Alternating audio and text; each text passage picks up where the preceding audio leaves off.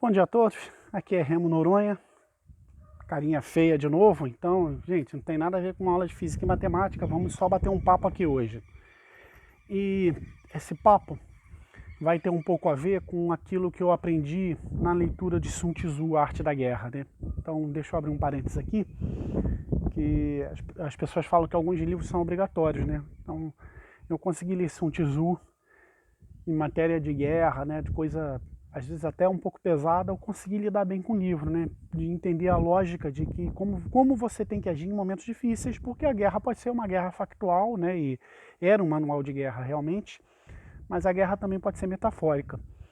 Já o Príncipe de Maquiavel tentei ler umas 5, 6 vezes e literalmente passei mal, tive ânsia de vômito quando li, né, então explica muito sobre quem eu sou e a dificuldade que eu tenho de lidar com certos padrões políticos, né? E antes de fechar o parênteses, é engraçado que a gente fala que assim, a palavra literalmente quando quer dizer metaforicamente. Agora eu quero dizer literalmente mesmo. Tá? Quando eu fui ler o Príncipe de Maquiavel, eu passei mal, né? Porque é, aquilo ali não tem nada a ver com o meu perfil. E é sobre perfil de provas que eu quero falar com vocês, em algo que Sun Tzu diz com muita clareza. Se você quer se dar bem numa guerra, você tem que conhecer a si próprio, tem que conhecer o inimigo. Então ele faz uma análise combinatória da seguinte forma, né? Se você não conhece o inimigo, você vai perder. Se você se conhece e não conhece o inimigo, você tem chance de ganhar metade das batalhas. E se você se conhece e conhece o inimigo, você vai ganhar sempre. Bem, questionável, né, pô? Eu me conheço, conheço o Mike Tyson e eu não vou ganhar uma luta de boxe com ele. Então não dá para concordar totalmente com o Sun Tzu, não. Mas vamos entender o que ele estava falando metaforicamente.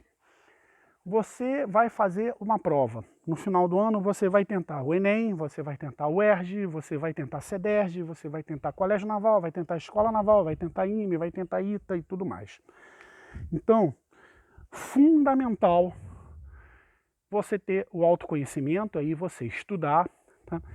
E você saber as matérias e ter o autoconhecimento no que você é fraco. Tá?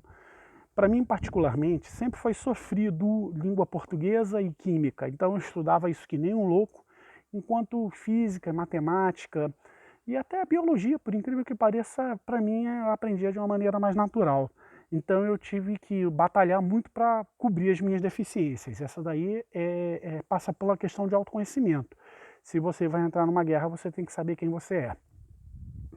E a outra coisa é você saber que prova você está fazendo. Quais são as características da prova. Então, por exemplo, o Enem é uma prova longa e cansativa pra caraca, né? E com textos super longos, então você tem que saber lidar com isso. Você tem que treinar para estudar um certo número de horas para se acostumar a fazer provas longas. Tá? Então, esse é um exemplo. E tem um outro exemplo que é a prova do Colégio Naval, que eu não sei, como não estou acompanhando mais, pode ser que tenha mudado um pouquinho a característica. A prova do Colégio Naval, ela tanto é difícil, como também exige que você saiba um monte de fórmula de cor. Eu sempre sofri um pouco com memorizar fórmulas e eu sempre nas provas tinha um cantinho da demonstração. Eu esqueci a fórmula, vou lá demonstrar rapidinho e depois faço ela, né? Então isso não cabe na prova do Colégio Naval, porque você é muito pressionado pelo tempo. Não sei também se ainda é assim, mas a prova da EFON era uma prova num nível um pouquinho mais fácil, mas também com muitas questões e muita questão de bate-pronto. Então você tem que treinar a ter raciocínio rápido. A prova do IME, por exemplo, poxa, tem, não sei, digamos, tem 40 questões de alguma coisa e você tem que acertar 15 para passar. Então você tem que ter uma estratégia para garantir um número mínimo de questões antes de tentar fazer qualquer outra coisa. Ou seja, em um determinado momento do seu estudo, que você já sabe mais ou menos que escola você quer, você tem que fazer as provas anteriores com a lógica de entender por que o aluno é avaliado daquela forma. E que eu vou voltar à prova do Colégio Naval. Por que que a Marinha do Brasil faz a prova daquele jeito, tá? Que inclusive um nível de exigência altíssimo para garotos ainda relativamente novos. Porque a Marinha do Brasil quer que o oficial de marinha tenha um determinado perfil. E que perfil é esse? Um cara capaz de planejar como é que vai ser a vida dele num navio, no qual ele não pode dizer que assim, e esqueci de comprar não sei o quê, olha, esqueci de comprar o óleo, esqueci de comprar o combustível, esqueci de comprar comida. Não dá, o cara tem que ser bom de planejamento.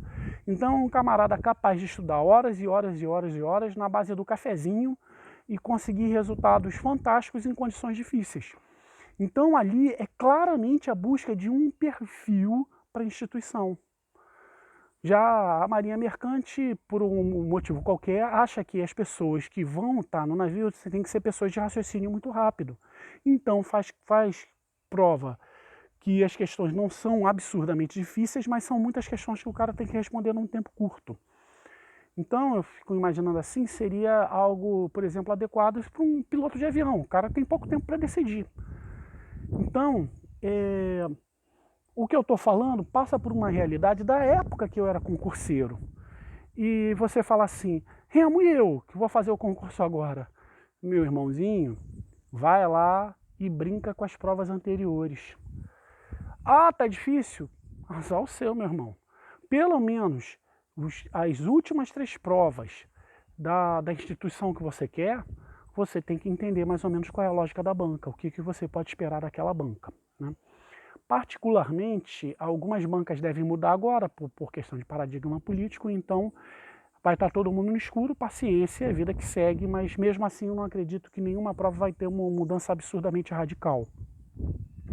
Então, é isso. Segue o conselho lá do velho chinês, tá? Do Sun Tzu. Conheça a você mesmo e conheça o adversário para aumentar suas chances de vitória. Lógico que isso não quer dizer que eu vou lutar uma partida de boxe contra o Mike Tyson, tá legal? Até porque eu tenho muito amor à minha vida. Bem, pessoal, é isso que eu queria dizer para você hoje. Como sempre, lute, persevere e vença. E para todos, como sempre, aquele abraço.